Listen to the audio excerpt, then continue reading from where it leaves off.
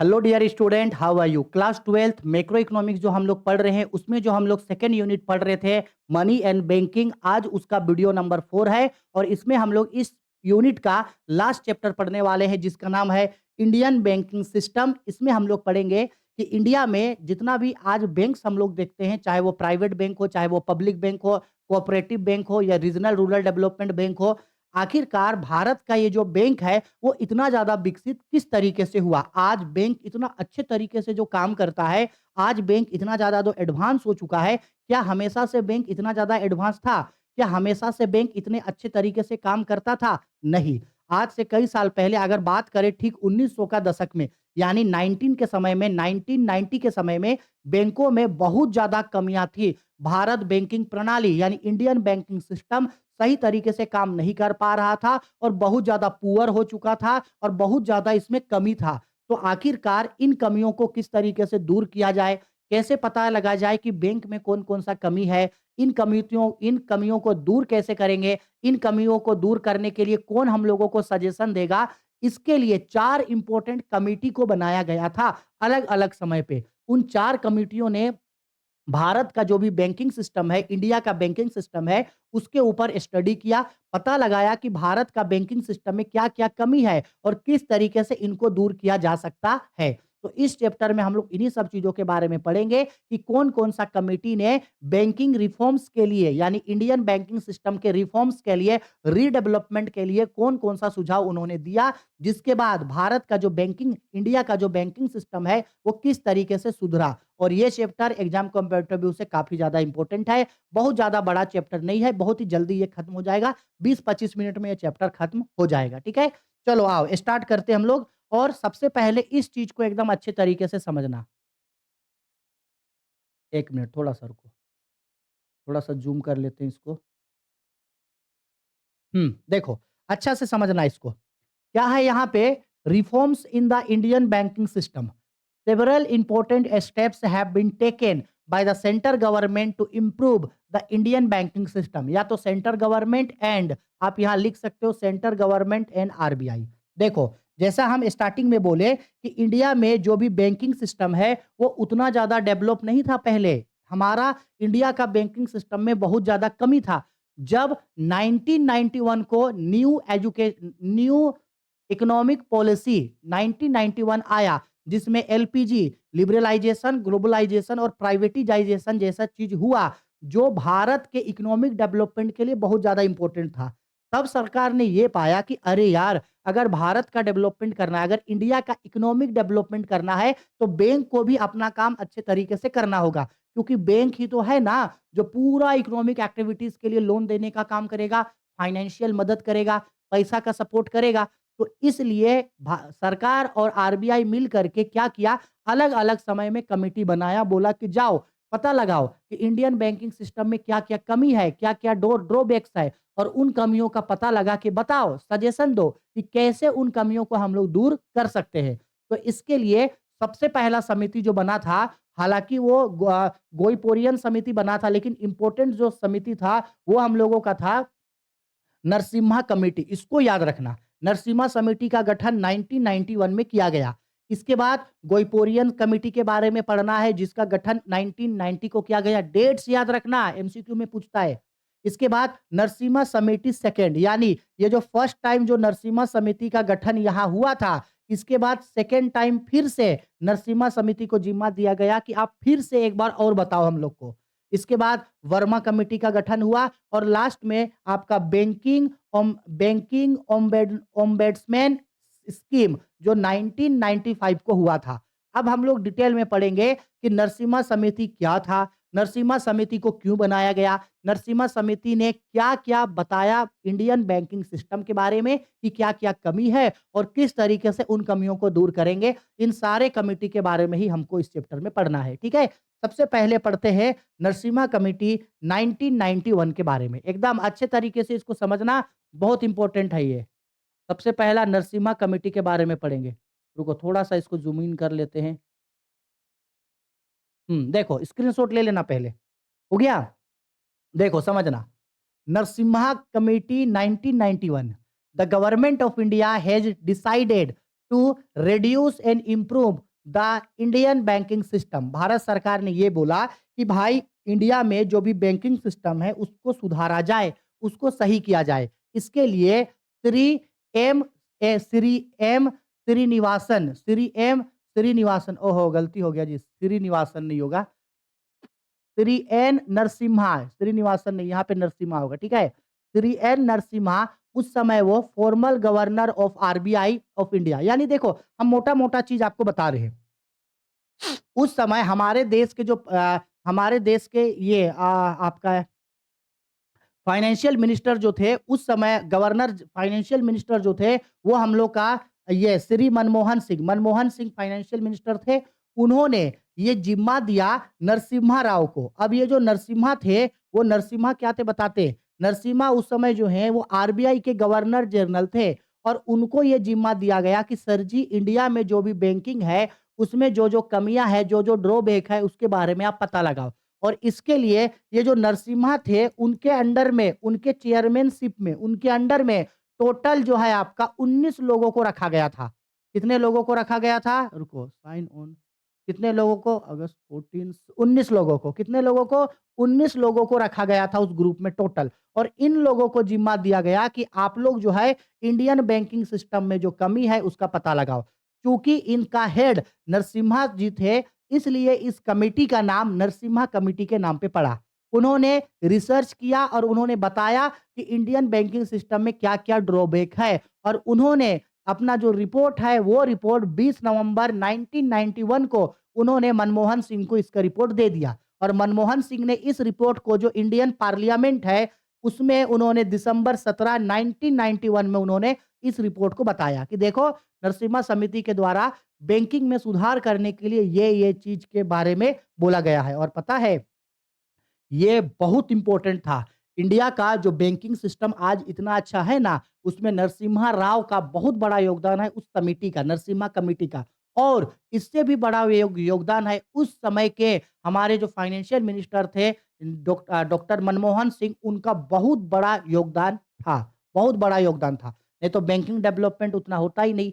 अब देखो, क्या सुझाव दिया नरसिम्हा कमिटी ने? नरसिम्हा कमिटी ने रिसर्च किया, पता लगाया कि क्या-क्या कमी है और उन कमियों को दूर करने के लिए देखो उन्होंने क्या-क्या सजेशन दिया। सबसे पहला, उन्होंने कहा, पहला चीज़, there should be 4 levels in the banking structure. उन्होंने कहा कि बैंकिंग स्ट्रक्चर में 4 लेवल्स होने चाहिए, 4 लेवल।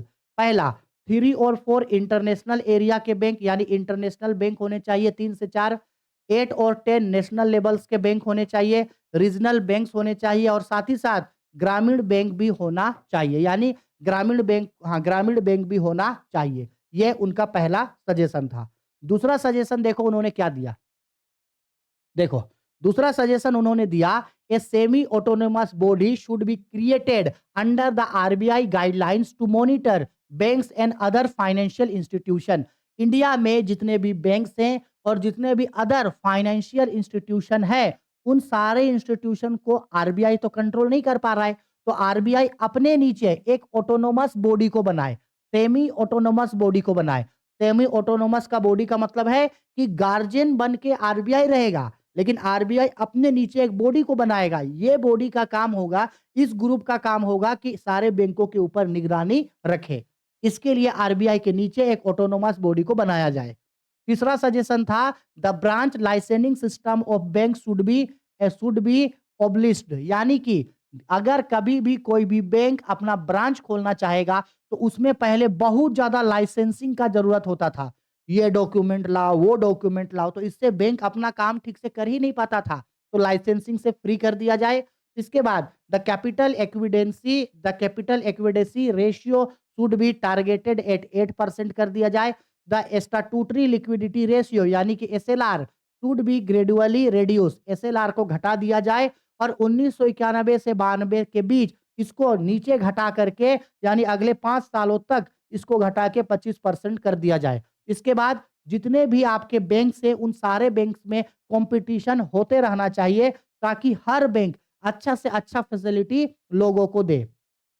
इंटरेस्ट रेट जो है वो कम कर दिया जाए, यानी जो भी बैंक्स में बहुत ज़्यादा जो बेमतलब का इंटरेस्ट चार्ज होता था, बहुत ज़्यादा जो इंटरेस्ट चार्ज होता था, उसको कम कर दिया जाए। और साथ ही साथ आरबीआई जो है वो जितना भी नेशनलाइज कमर्शियल बैंक्स है उस पे इंटरफेयर वो ना करे, मतलब आरबीआई वहां से अलग हो जाए, उन सभी में इतना ज्यादा इन्वॉल्वमेंट आरबीआई का ना रहे। ठीक है। इसके बाद यहाँ RBI should be given full control of banks bye ending the control of the ministry of finance. ये बहुत इंपॉर्टेंट है, 9 नंबर। नरसिम्हा समिति ने ये बोला कि देखो भाई, जितना भी भारत में बैंक्स है उन बैंकों पे सरकार का कोई कंट्रोल नहीं होगा, ना तो सेंट्रल गवर्नमेंट का ना स्टेट गवर्नमेंट का। इसीलिए पता है इंडिया में जो भी बैंक्स है ना उसको सरकार नहीं चलाता है, ना सरकार उसको कंट्रोल करता है। सरकार का कोई कंट्रोल नहीं रहेगा, वो सारा का सारा कंट्रोल किसके पास होगा? वो सारा का सारा कंट्रोल आरबीआई के पास होगा। ठीक है। जो फाइनेंशियल मिनिस्ट्री ऑफ इंडिया है वो कंट्रोल नहीं करेगा, सारा का सारा कंट्रोल किसके पास हो? आरबीआई के पास हो। इसके बाद the cry of capital market should be more simple, यानी कि कैपिटल मार्केट का जो भी काम है वो काम बहुत ही अच्छे तरीके से हो, सरल हो, यानी कैपिटल मार्केट जो है उसको चलाने में डिफिकल्ट ना हो, उसमें रूल एंड रेगुलेशन सिंपल रखा जाए। तो ये 10 इंपॉर्टेंट सजेशन जो है वो नरसिम्हा कमेटी ने दिया था। क्लियर बात है। इसके बाद आते हम लोग गोइपोरियन कमेटी। देखो, गोइपोरियन कमेटी को क्यों बनाया गया था समझो। गोइपोरियन कमेटी को 1990 को बनाया गया था। देखो, एक्चुअल में ना गोइपोरियन कमेटी का काम ये था कि आप ये पता लगाओ कि इंडिया में जितने भी बैंक्स हैं उन बैंकों में जो भी कस्टमर्स का प्रॉब्लम आता है उन प्रॉब्लम्स को कैसे दूर करेंगे। कस्टमर्स का जो भी प्रॉब्लम होता है उन प्रॉब्लम्स को कैसे दूर करेंगे ताकि एक बैंक ज्यादा से ज्यादा फैसिलिटीज प्रोवाइड कर सके कस्टमर को।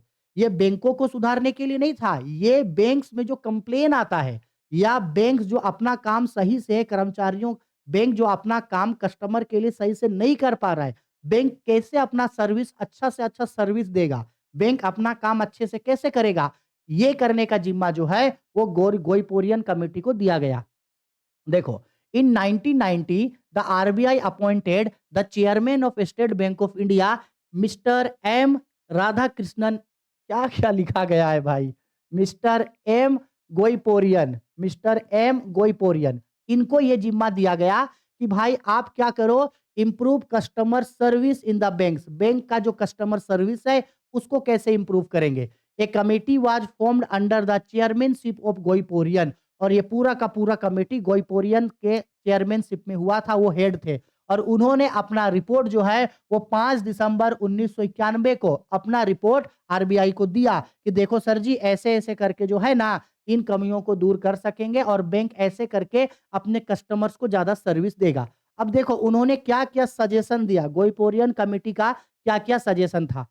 पहला suggestion, banking service hour should be increased for all operation except cash payment operation, यानी जो नगद भुगतान होता है, नकद भुगतान यानी बैंक जो पैसा पेड करता है उसको छोड़ के बैंक का जितना भी काम होगा उसमें समय को बढ़ाया जाए। अगर बैंक, मान लो कि अगर बैंक 11 बजे से लेके 3 बजे तक काम करता है तो इसको बढ़ा के 10 बजे से लेके 4 बजे तक बैंक अपना काम करे।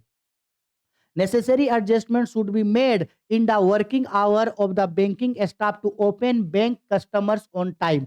यानी जितने भी बैंक में जो भी स्टाफ लोग काम करते हैं उनको अपना बैंक समय से पहले खोलना है। अगर मान लो कि 10 बजे अगर बैंक खोलने का समय है तो स्टाफ लोग 10 बजे से पहले ही बैंक आ जाए। अगर 10 बजे बैंक खोलना है तो 10 बजे से पहले 9 बजे या 9:30 बजे तक बैंक आ जाए और बैंक को खोले, भले कि गेट बंद रखे, मेन गेट, लेकिन गेट खोल के अंदर घुस के उसको बंद करे, कंप्यूटर सिस्टम को ऑन कर ले, कंप्यूटर को आरबीआई के कंप्यूटर से कनेक्ट कर दे। ये नहीं कि भाई 10 बजे बैंक खुलने का समय है और मार वो सेठ जी जैसा 10 बजे ही आया, 10 बजे शटर खोला, 10 बजे अंदर घुसा, साफ सफाई किया, 10 बजे कंप्यूटर खोला, 10 बजे आरबीआई के बैंक से कनेक्ट किया, तो इसमें तो बहुत समय चला जाएगा। तो समय से पहले आ जाए। ठीक है, आया आगे। Deposit of outstation cheques up to 5,000 should be allowed in the current account. अगर कोई करेंट अकाउंट है तो उस करेंट अकाउंट में बाहर का 5,000 तक चेक जमा हो जाए करेंट अकाउंट में। ठीक। इसके बाद आगे आगे है the interest rate of saving account should be increase, यानी सेविंग अकाउंट्स में जो भी इंटरेस्ट रेट है उसको बढ़ा देना चाहिए। Tax benefit should be given on bank deposit, अगर कोई बैंक में पैसा डिपॉजिट करता है सेविंग अकाउंट में तो उसमें टैक्स ना काटा जाए। Efficient use of work powers available to the bank staff should be ensured, यानी जो बैंक का मैनेजर हो वो हमेशा ये देखे कि बैंक का स्टाफ जो है वो अपना काम सही से कर रहा है या नहीं। ठीक है, आगे आउटसाइड या outstation checks should be cleared expeditiously. इसका मतलब होता है कि अगर कोई बैंक में बाहर का चेक जमा होता है तो उस चेक का सेटलमेंट, उस चेक का क्लियरेंस जल्द से जल्द किया जाए। पहले पता है क्या होता था? जब एक बार चेक बैंक में जमा होता था ना, तो पता है उस चेक को क्लियर होने में 15 से 20 दिन लग जाता था। अब बताओ, अगर हम एक चेक आज जमा किए और उसको क्लियर होने में 15 से 20 दिन लगा, तो भाई पैसा मेरे पास आएगा कब? तो इसको जल्दी से जल्द कर दिया और आज इसको 2 से 3 दिन में चेक को क्लियरेंस कर दिया जाता है। ठीक है? तो ये सब जो है वो सुझाव जो है वो दिया गया था। आगे the moderatization process should be expedited by the encouraging the use of computer in banks, यानी सिंपल है, बैंक्स में ज्यादा से ज्यादा कंप्यूटर यूज हो, इसका सुझाव दिया गया। Restricted holiday should be provide in the bank, यानी बैंक में जो स्टाफ है उनको बिना मतलब का हॉलीडे ना मिले, यानी जब मन करे तब वो लोग छुट्टी करके ना जाए। इसके बाद द ड्यूटीज ऑफ बैंक्स या एम्प्लॉइज शुड बी एक्सपेंडेड, और समय के घंटों में उन लोगों को वृद्धि किया जाए, ज़्यादा से ज़्यादा वो लोग काम करें। तो ये जिम्मा जो है वो गोई पोरियन समिति को दिया गया। अब देखो, नरसिम्हा समिति को एक बार फिर से जिम्मा दिया गया। क्यों? क्यों? क्योंकि 1991 में नरसिम्हा समिति ने बैंकिंग रिफॉर्म्स के लिए जो सजेशन दिया था, उस सजेशन का बहुत positive effect Indian banking system में पड़ा था। सेंट्रल गवर्नमेंट और आरबीआई इंडियन बैंकिंग को रिफॉर्म करने के लिए कई इंपॉर्टेंट डिसीजन लिया था, जिससे इंडिया का बैंकिंग सिस्टम बहुत अच्छे से चल रहा था। अब जो चीज अच्छा से चल रहा है उसको और अच्छा किया जाए, उसको और कैसे अच्छा बनाएंगे, अगर कुछ और कमियां हैं तो उन कमियों को और कैसे ढूंढे और उन कमियों को और कैसे दूर करें, तो उसको और बेहतर, मतलब बेहतर को और बेहतर कैसे बनाए। इसके लिए नरसिम्हा कमेटी को सेकेंड टाइम फिर से जिम्मा दिया कि सर आपने जो काम किया, मजा, बहुत अच्छा काम किया, एक बार और आपको काम दे रहे, एक बार और पता लगाओ क्या प्रॉब्लम है, इसको भी हम लोग दूर करेंगे। तो इसलिए नरसिम्हा कमेटी को फिर से सेकंड टाइम जिम्मा दिया गया, जिसको नरसिम्हा कमेटी सेकंड के नाम से जानते हैं, 1998 को। देखो, after the first report of Narasimha Committee, the government had made many reforms in the Indian banking system. Realizing the need to review these reforms, the government constituted the Banking Sector Reforms Committee on December 26, 1997, properly known as the Second Narasimha Committee, under the chairmanship of Narasimha. चूंकि ये नरसिम्हा के chairmanship में था, इसलिए इसको दोबारा उन्हीं के नाम पे रखा गया। The mandate of the committee was, इस कमेटी का मेन काम क्या था? To make recommendation and facilitations of the banking system to contact of the number of relating issue including area such as banking policy। इसका काम क्या था इस समिति का? ये सुझाव दे, किसके लिए सुझाव दे भाई? देखो, बैंकिंग पॉलिसी के लिए, कॉन्स्टिट्यूशनल आर्किटेक्ट के लिए, यानी कि बैंकिंग का इंफ्रास्ट्रक्चर किस तरीके से, बैंक का पॉलिसी कैसा होना चाहिए, बैंक का इंफ्रास्ट्रक्चर कैसा होना चाहिए, बैंक का सुपरविजन कैसे करेंगे, बैंक में कैसे नए-नए टेक्नोलॉजी को लाएँगे, क्या-क्या नया-नया टेक्नोलॉजी चेंज करेंगे, बैंक को किस तरीके से और बेहतर बनाएँगे, एटीएम देंगे, क्रेडिट कार्ड देंगे, एटीएम मशीन देंगे, ऑनलाइन बैंकिंग का सुविधा देंगे, एसएमएस का सुविधा देंगे, ये सारा चीज़ का ज़िम्मा इन लोगों को मिला। और देखो, नरसिम्हा कमिटी ने सेकंड टाइम में जो सजेशन दिया, ये देखो, ये सजेशन लिखा हुआ है। चलो, नरसिम्हा समिति के द्वारा दिया गया सबसे पहला सजेशन सुनो। उन्होंने कहा, 3 tier banking structure in the public sector. उन्होंने पहले तो 4 टियर बोला था ना 1991 में, सेकंड टाइम में उन्होंने बोला 3 टियर हो। पहला 2 और 3 इंटरनेशनल इंटरनेशनल लेवल का बैंक हो, इसके बाद 8 से 10 नेशनल लेवल का बैंक हो और लोकल बैंक्स को भी बनाया जाए। इसके बाद mutual merger of banks to form a 3 tier banking structure, और इन 3 टियर बैंकिंग स्ट्रक्चर के लिए अगर कोई बैंक को आपस में जोड़ना पड़े तो उन बैंकों को जोड़ के भी नया बैंक बना देना। इसके बाद स्ट्रेंथनिंग वीक बैंक्स, यानी जितने भी कमजोर बैंक्स है, यानी जो बैंक लगभग खत्म हो रहा है, जो बैंक अपना काम नहीं कर पा रहा है, उन बैंकों को भी मजबूती प्रदान किया जाए और उन बैंकों को भी दुरुस्त किया जाए, मतलब कमजोर बैंकों को सही करना। ठीक। इसके बाद limited the scope of work on the third level local banks to the state और ग्रुप्स ऑफ डिस्ट्रिक्ट, यानी जितने भी थर्ड लेवल के यानी बैंक्स हैं उनको स्टेट या डिस्ट्रिक्ट तक सीमित कर दिया जाए।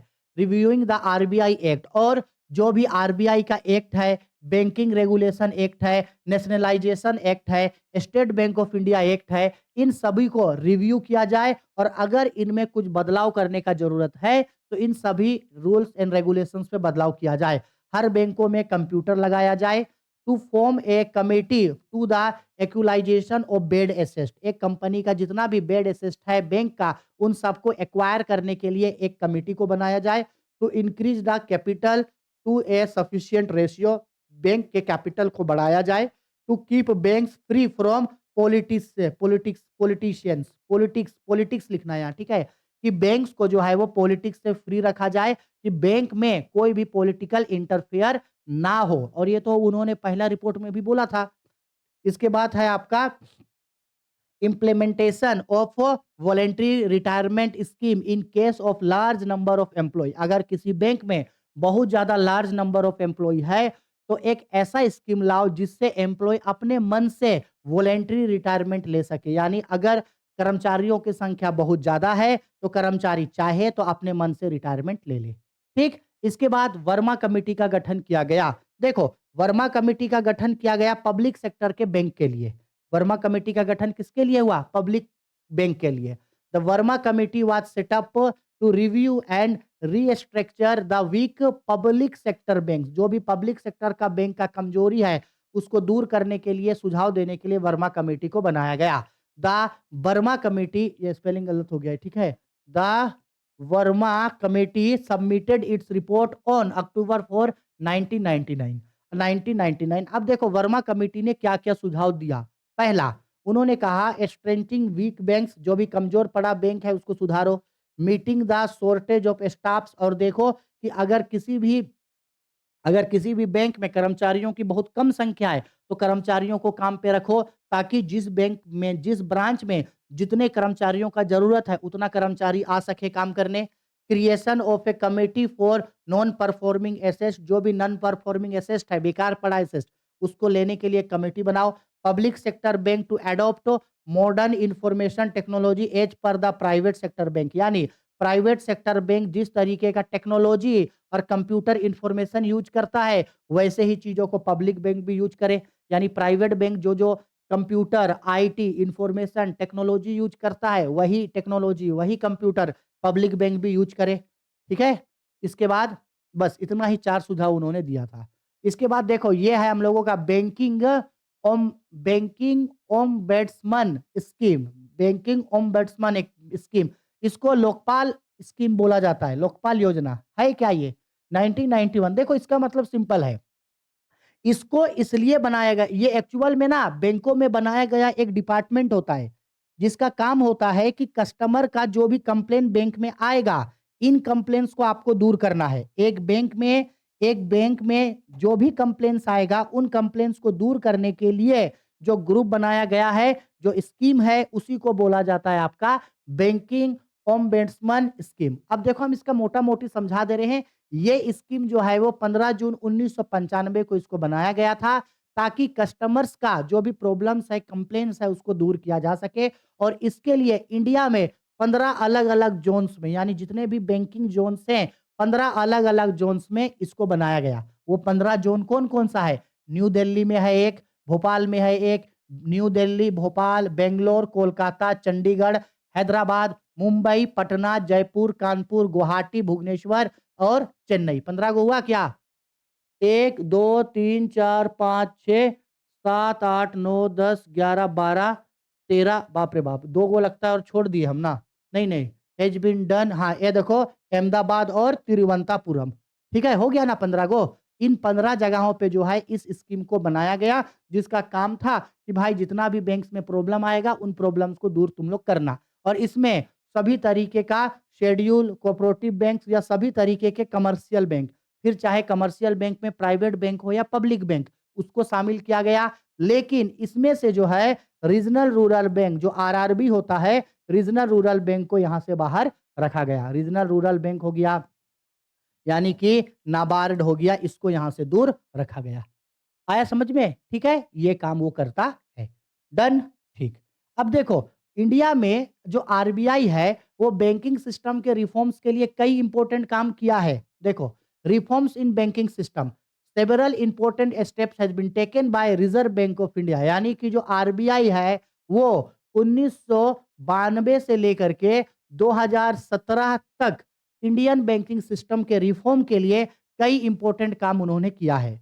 देखो, पहला स्टैट्यूटरी लिक्विडिटी रेशियो बनाया, कैश रिजर्व रेशियो पे ध्यान दिया गया, reduce on levels of interest, interest rate को कम कर दिया गया, कैपिटल एक्विडेशन रेशियो का क्राइटेरिया फिक्स कर दिया गया, अपॉइंटमेंट बैंकिंग यानी लोगों के प्रॉब्लम को सोल्व करने के लिए बैंकिंग ओम्बड्समैन एक्ट या स्कीम लाया गया, नेशनलाइजेशन किया गया बैंकों को। अगर सरकार को लगता है कि ये बैंक अब सरकारी क्षेत्र में आना चाहिए, तो आरबीआई उसको पब्लिक बैंक बना देता है। प्राइवेट बैंक को पब्लिक बैंक बनाना, उसको नेशनलाइजेशन बोला जाता है, या 2 से अधिक बैंकों को मिला के एक बैंक बनाना नेशनलाइजेशन।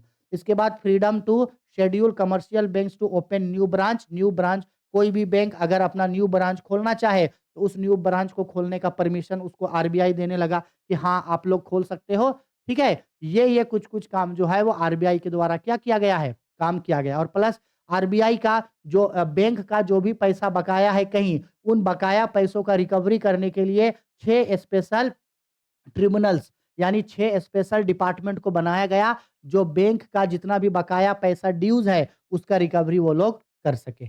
आया समझ में? तो ये काम जो है वो आरबीआई के द्वारा किया गया। ठीक? इसके बाद आरबीआई जो है वो प्राइवेट सेक्टर के बैंक के डेवलपमेंट के लिए भी काम किया। लेकिन प्राइवेट सेक्टर के डेवलपमेंट के लिए आरबीआई क्या काम किया, ये हमारे एग्ज़ाम के पॉइंट ऑफ व्यू से इम्पोर्टेंट नहीं था, इसलिए हम इसको छोड़ दिया। अगर आपको ये टॉपिक पढ़ने का मन करेगा, तो नेट पे जाके एक बार सर्च कर लेना ना, RBI's guideline for private sector bank, और वहाँ से जो पॉइंट आएगा उसको नोट डाउन कर लेना। नहीं तो हम जितना चीज़ आपको पढ़ाए हैं, उतना ही चीज़ आप लोगों को एग्ज़ाम में पूछेगा, इससे ज़्यादा कुछ भी आप लोगों को एग्ज़ाम में नहीं पूछेगा। ठीक है? हो गया ये चैप्टर खत्म। इसके नेक्स्ट वीडियो में हम लोग जो है वो बजट वाला टॉपिक को पढ़ेंगे, क्योंकि बजट टॉपिक एग्ज़ाम के पॉइंट ऑफ व्यू से इम्पोर्टेंट है। 5 से 7 नंबर का क्वेश्चन बजट से पूछेगा, और सिर्फ़ उसमें एक ही चैप्टर है। एक चैप्टर पढ़ के एक यूनिट खत्म हो जाएगा, तो उसको हम लोग पढ़ेंगे। इसके साथ-साथ हम लोग और 6-7 वीडियो पढ़ेंगे, और उसके बाद खत्म हो जाएगा। Chapter by chapter objective, marathon class, important question, model paper, previous year question paper, 100 test series, सबका ऑब्जेक्टिव वाला वीडियो आ रहा है। उन सबको भी देखना, क्योंकि ऑब्जेक्टिव आपका एग्जाम में बहुत हेल्प करेगा, और ऑब्जेक्टिव आपको एग्जाम में डेफिनेटली पूछेगा। तो उन सबको भी जरूर करना। ठीक है? चलो बाय, टेक केयर।